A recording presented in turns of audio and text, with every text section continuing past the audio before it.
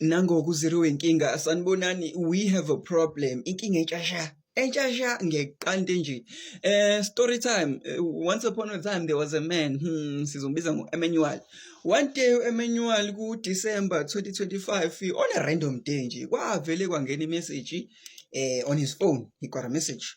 Emmanuel decided to ignore the message. Wayiqhubekela ngosuku lakhe. He did whatever he does on a regular day on a December. And then later on, Dambama, finally he got a chance to sit down and look at his phone. Wayivula, open the phone, wangena ama messages. Wathi uyabona laphaya i-message ithi he just received 2.5 million kwi-account yakhe ebi no 00. Yes, 2.5 million. Now this is the part la khona ngithi mina siphelezele emhlabeni. Siphelezele emhlabeni njena, we are here to witness miracles happen for other people. Listen to me. Immediately wayithatha le mali wayitransfer to a family member thizeni. Yes. And then after that, so Emmanuel decided to go and open a trust fund. Yes. Kule trust fund wayikhipha yena as a beneficiary, wayikhipha yena kule mali wabhala ingane yakhe. But the trust fund inama terms and conditions ithi ingane yakhe would only get to receive le mali masina 25.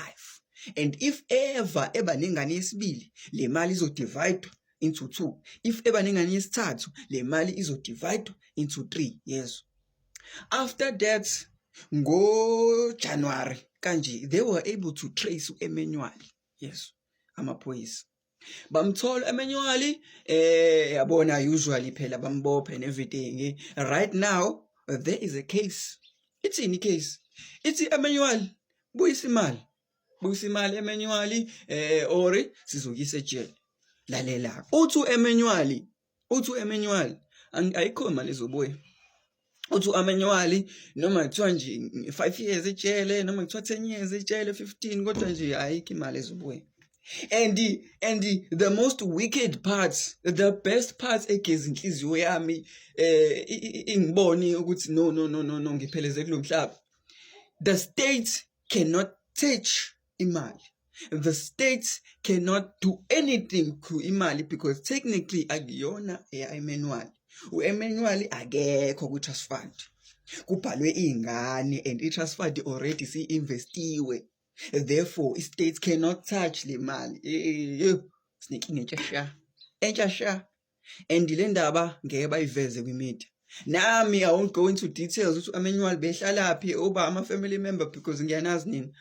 But nje sneaking entshasha. Wena ke if you Emmanuel, what would you do?